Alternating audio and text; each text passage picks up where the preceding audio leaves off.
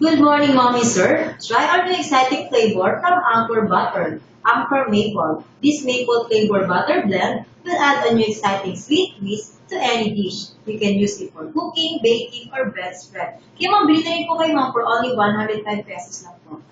Bago ba yan? Ma'am, ang ating po Anchor Maple Butter po ma'am, is bagong produkto po ng Anchor Butter. You can use it for cooking, baking, or bread spread. Kaya ma'am, bili na rin po kayo ma'am for only 105 lang po. Ilang sizes available? Ma'am, ang ating Anchor Maple Butter po, ma'am, it comes 200 grams pack sizes po siya.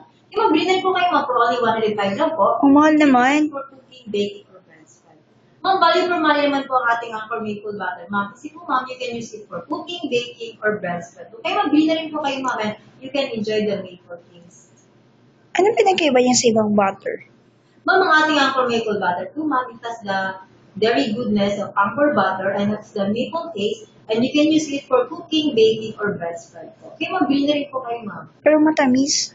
Ma'am, ang ating Anchor Maple Butter po, ma'am, it has some sugar po. It has some sweet, and because it has the maple syrup. Okay, ma'am, bilhin po kayo, ma'am. You can use it for cooking, baking, or bread spread.